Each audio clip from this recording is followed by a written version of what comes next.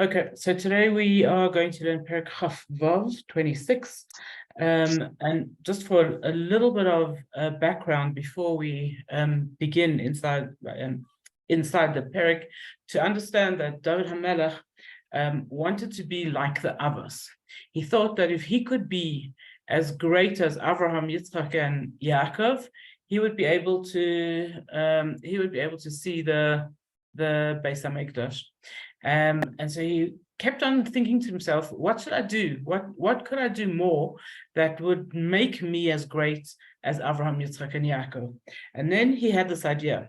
He said, the reason that the Avos are great is because they were tested by Hashem, and they passed the test, and they're great. That showed that they're so great.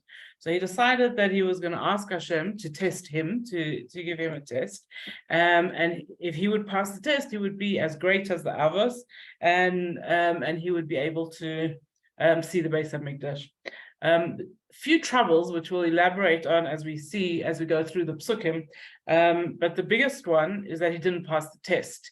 He failed the test with Batsheva, and so okay, and also the reason that he wasn't going to see the Beis HaMikdash didn't really have to do with him being less great or more great or as great as the Avos. So that was one. But what we learn from David HaMelech is how a person should behave in different settings. And so this is the kapitel of Tehilim. This is the chapter of Tehilim that we say when we feel possibly that we are being tested, and we don't want to. If we're going through a difficult time, this is a good chapter of Tehilim to say. So let's look at it. It begins at Pasuk Aleph, and it begins goes right into the theme immediately. It says David, so it's composed by David himself, and it says, Shafteni Hashem, judge me Hashem, ki ani besumi halachti, because I go in a simple way, uva Hashem batachti lei emad, and I trust in Hashem, and I do not waver. So the first words, Shafteni Hashem, judge me Hashem, immediately, if you're writing it down, you would put 1,000 exclamation marks and another 1,000 question marks. What? Asking Hashem to judge you? Who wants to be judged? We don't want to be judged by anybody, and for sure we don't want to be judged by Hashem. So what is this request of David HaMelech? Shafteni Hashem, judge me Hashem. And so I'll give you a few different opinions, a few different explanations of what actually David HaMelech was asking.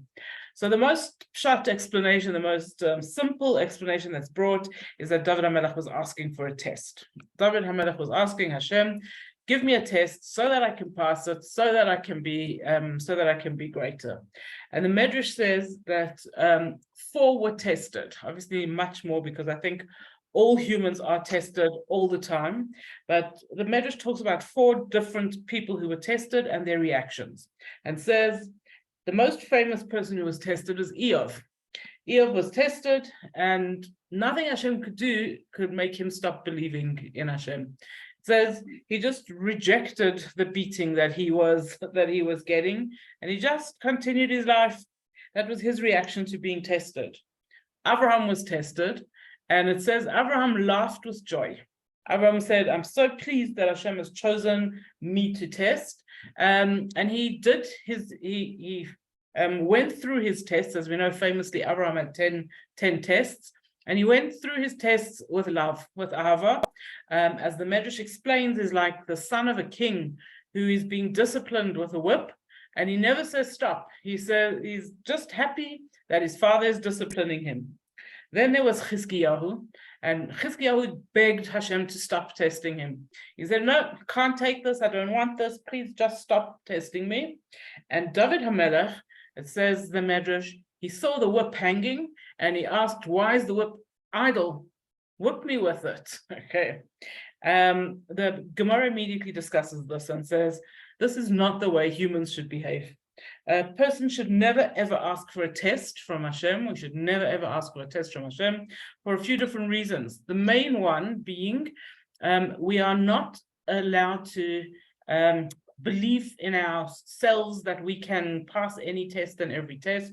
Who knows that if we are given a test, if we'll be able to overcome, if we'll be able to resist it. And that's from the smallest test to the biggest test. Okay, we have no idea. As it says in Pirkei Avos, al ta'amin ba'atzmecha, don't believe in yourself.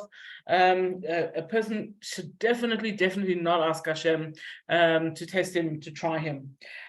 Also, being tested is a way of connecting to Hashem. Passing a test, particularly, is a way of being connected to Hashem, but it's not the way we want to be connected to Hashem. There are other ways that we can be connected to Hashem. So it's a hindsight thing. If we look back at a test and we say, sure, that helped me to get closer to Hashem, or we look back at a situation where we were tested or someone else was tested, we often say about a person who's tested, what a special person they are. And yes, actually, the Nisa and the test made them into a special person, but that's not the way we want to become special people. We say that every single day in our davening. We say Lay al yadei nisayon. We want to connect to you, Hashem, but not through tests. Okay, that's not the method that we want. And the Gemara is very outspoken about that. This was actually a mistake of David HaMelech, that he asked for, that he requested to be tested. Another understanding of what this means, Shafteni Hashem, judge me Hashem, is that David was asking Hashem to judge him or to test him kindly. And how does the Gemara know this? Because, sorry, it's not the Gemara, it's Rashi. How does he know this? Because he uses Hashem's name, the name of Hashem, the Yud and the Hey and the Vav and the Hey.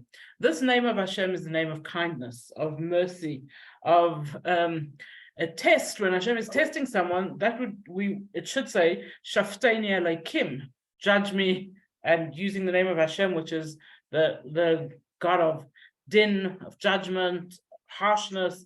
But Shafteni Hashem, judge me, you kind God, is definitely David HaMelech asking Hashem to judge him with kindness.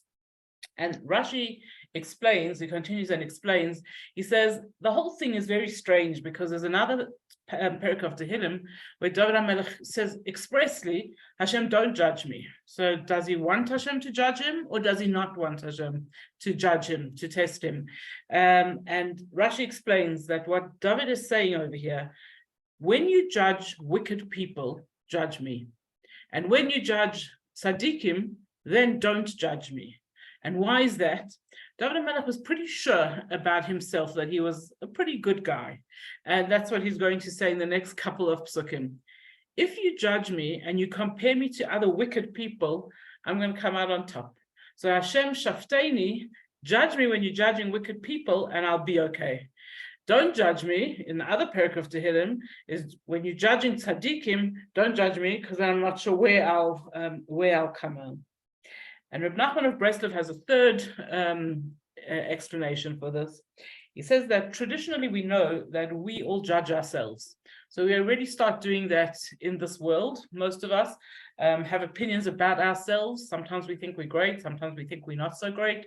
Sometimes we think we're deserving. Sometimes we don't think we are deserving. But we do forever judge ourselves.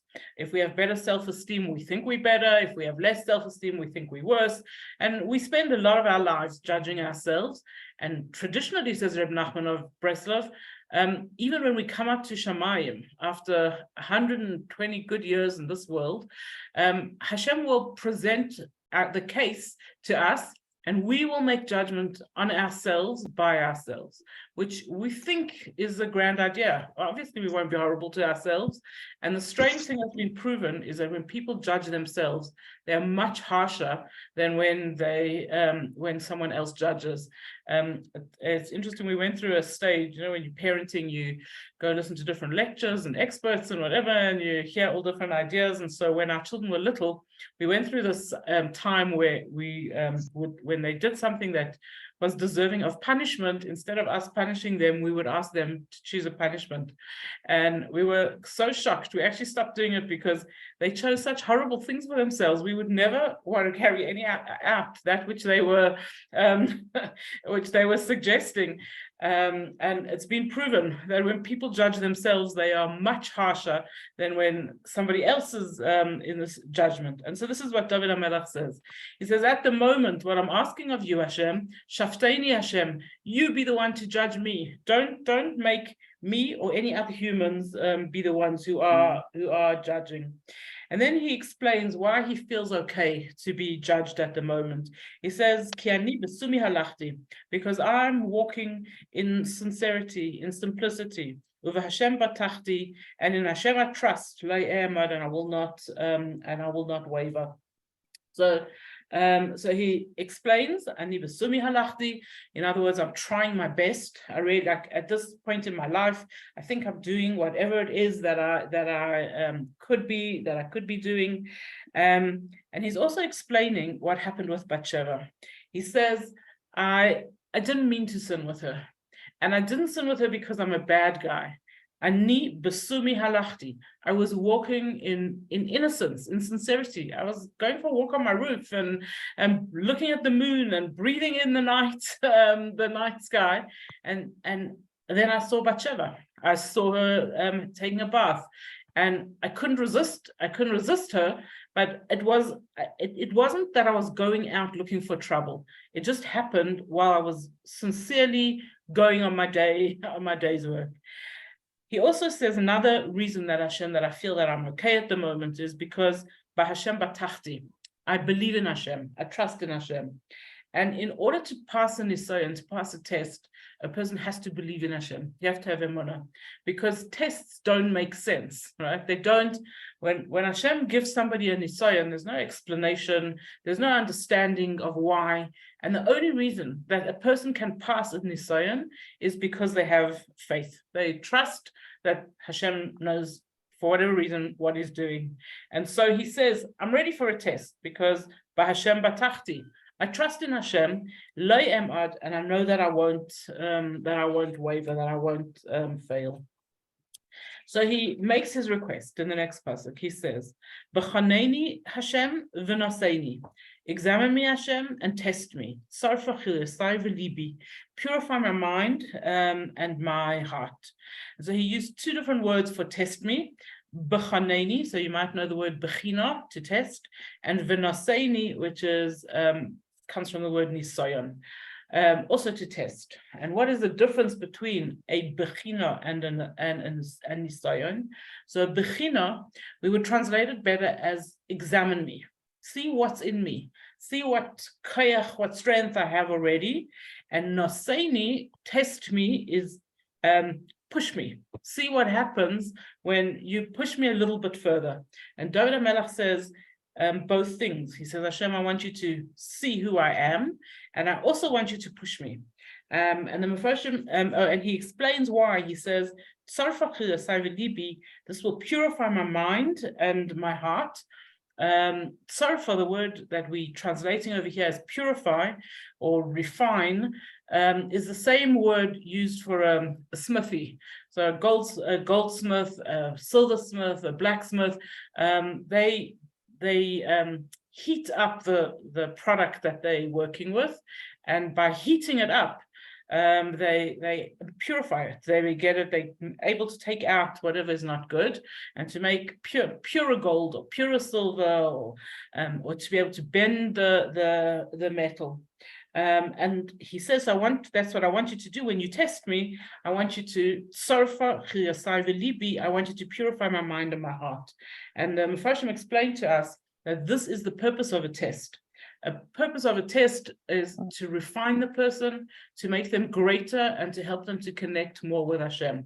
And again, this is not each of these things. We can become greater, and we can become purified, and we can connect to Hashem without a nisayon.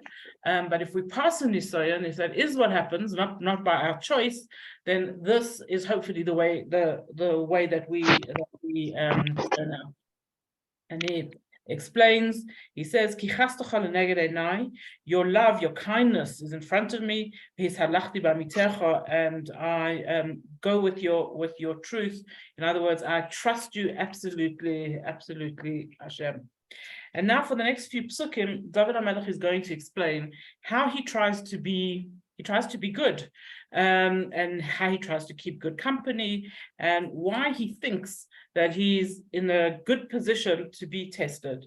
So he says, I don't sit with liars, and I don't associate with deceitful people. So what he's pointing out to us in this pasuk and also in the next is that we are very, very influenced by the people who we hang out with. And he says which kind of people he doesn't want to hang out with. So he says, I don't want to hang out, or I don't hang out with Masei Shav, which most Tehillims are translating as liars.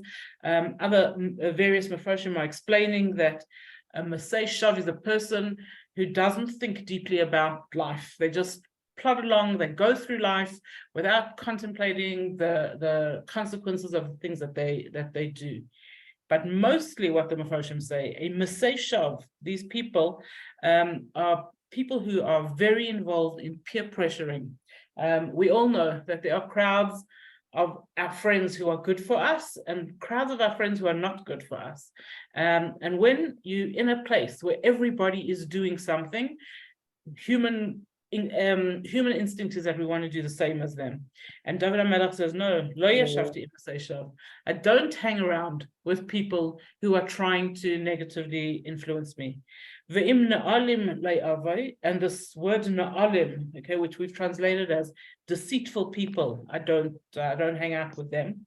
But the word na'alim comes from the word ne'elam, which means hidden. What is a person who is in this category, one of these ne'elamim, is a person who behaves one way, but inside him is completely different. I think in English we would call that a hypocrite, right? Seems like he's a good guy, but really he's not a good guy. So it says, I don't hang out with hypocrites.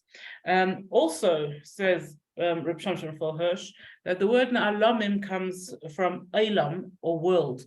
And these are people who, na'alamim, these are people who are totally involved in worldly things, physical things.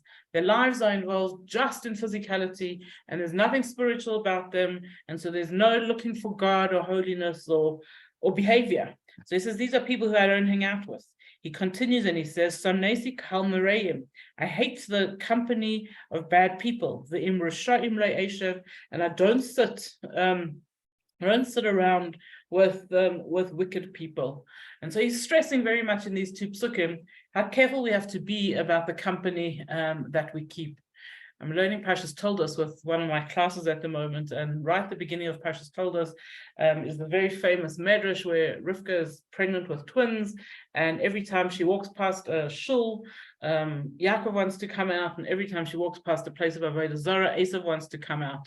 And the obvious question that we should all be asking about that medrash is, okay, it makes sense that Esav wants to come out when they go past a place of Avodah Zarah, but Yaakov, he should want to stay very nicely in Rivka's stomach for as long as possible. There, he's got all the nutrients he needs. He's got everything that he needs, and he's got the Malach teaching him Torah. Why is he trying to get out? And I saw an explanation the other day which said that Yaakov did not want to be in Esav's company. He said it was not worth it for him to be benefiting from his mother's, or like being in his mother's womb, and the malach, and all that good that a baby has when it's in a healthy womb, if he had to be together with Esav. We have to be careful who are the people who we hang out with. He then continues, so he's now told us that he's careful about who he hangs out with, and then he says, Erchatz b'nikayon kapai, I wash my hands with innocence, v'asovava es mizbechacha Hashem, and I go around your mizbeach Hashem. So he is now telling the good things that he does, not what he's refraining from, but what I do well. And what does he say I do well? I wash my hands and then I go daven. So actually from here we have the custom that we wash our hands before we daven, right? Because he says that.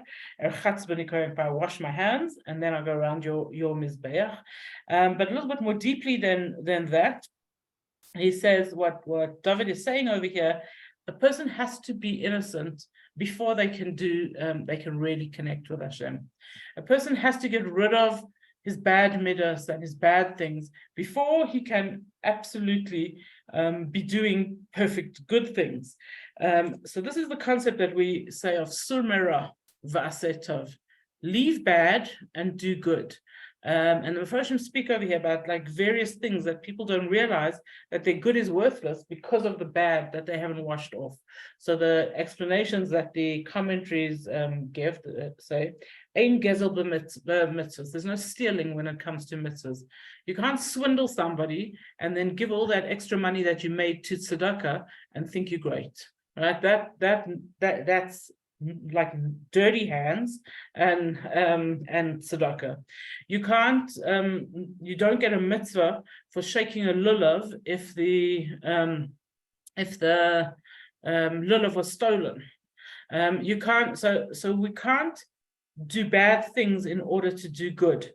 You have to wash your hands first of whatever is not good, and then only when your hands are clean, then only then you turn and you daven and you face Hashem.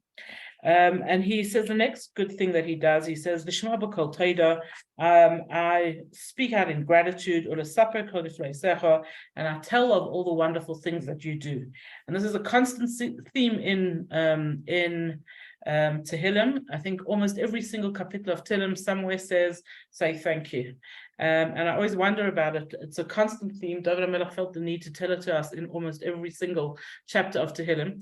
We learn it in almost every single chapter of Tehilim. And how many of us remember to say thank you to Hashem every day? So Lishmaya b'kol Toda, David HaMelech says, I do that. I say thank you. I do say thank you to you.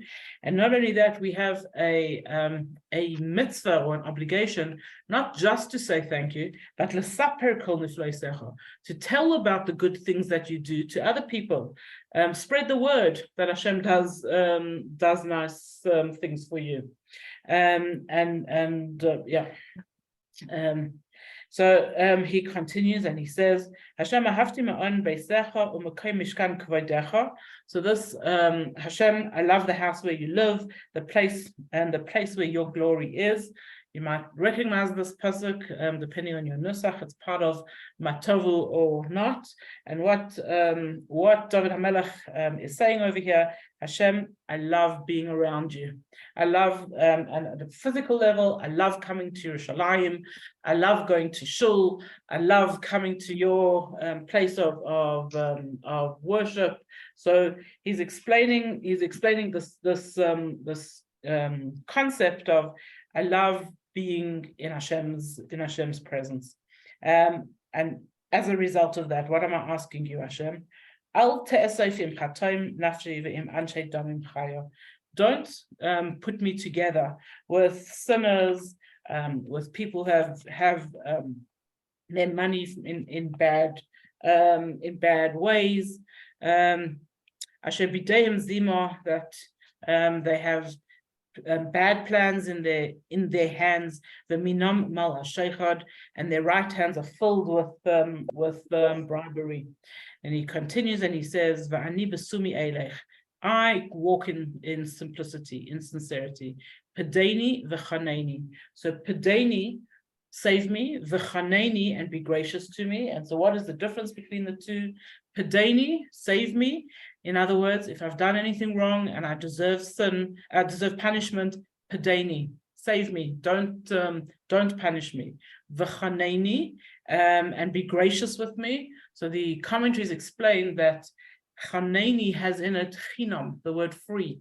And what David HaMelech is asking over here is for matznas chinam, free gifts. Most of the things that we have every single day is not because we're great, and it's not because we deserve it, and it's not because we've done the most amazing things, but the reason we have so much of what we have is because Hashem Chaneini, he is gracious to me. He gives us things, and we have to acknowledge that. And David HaMelech says, not only we have to acknowledge it, but we can ask for it. Ask Hashem, v'chaneini, give me what I need, what I want, what will make me feel good, even if I don't necessarily deserve it. And he finishes off by explaining to us. He says, Ragli amda mishar, my foot is standing on a flat path.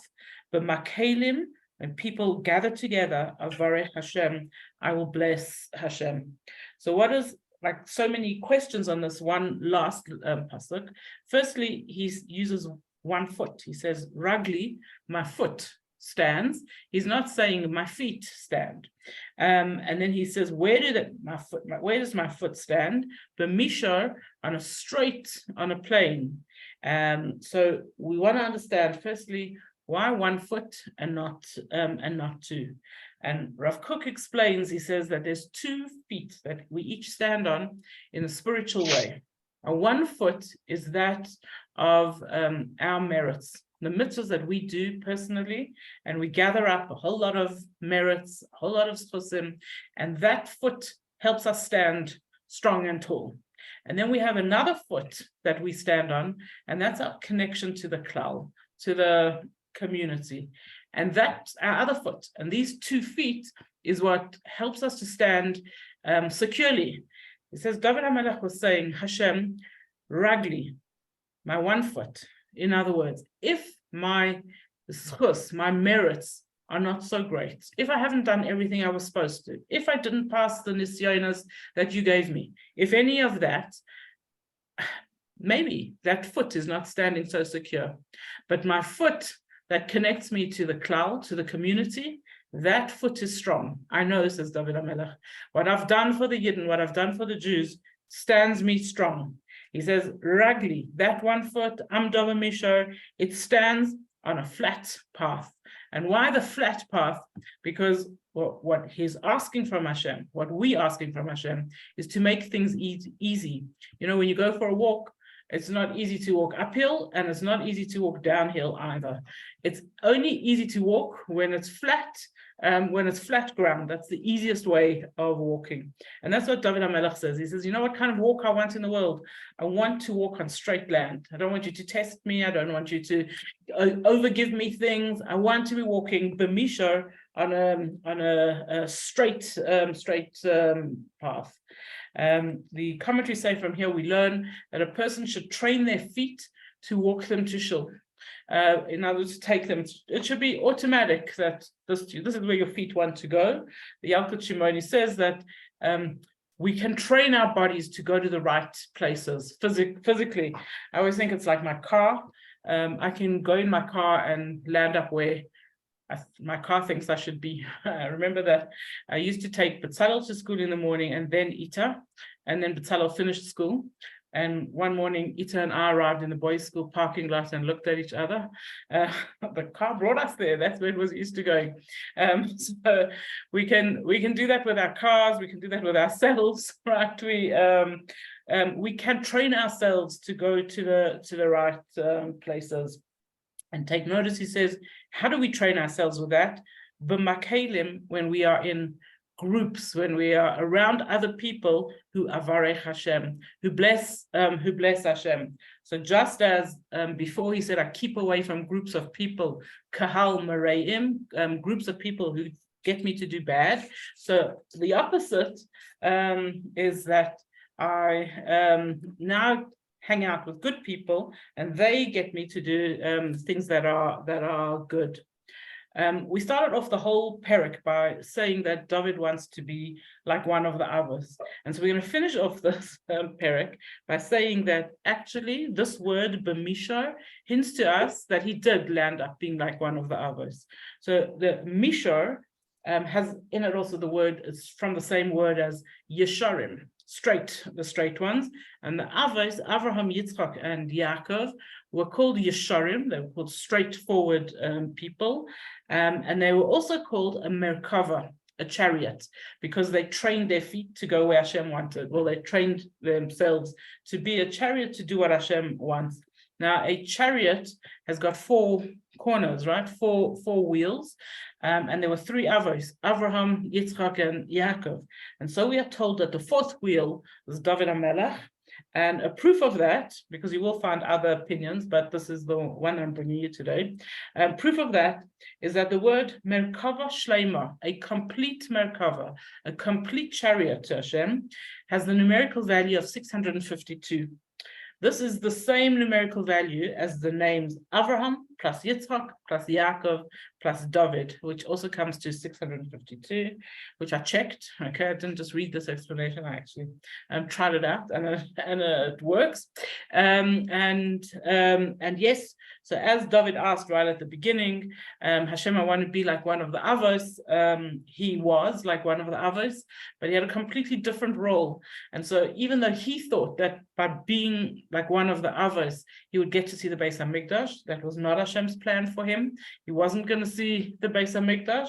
And also, we don't include him in our davening. We don't say Elokei Avraham, Elokei Yitzchak, Elokei Yaakov, Elokei David.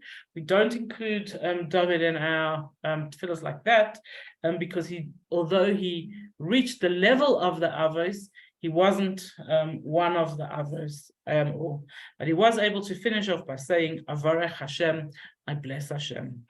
And that brings us to the end of Kapitel Chaf Vav. That's all for today. And Thanks, Rifki. Thank you. Thank you, Rifki. Have a wonderful Shabbos. Good Shabbos, Take everybody. care. Keep warm. And keep warm.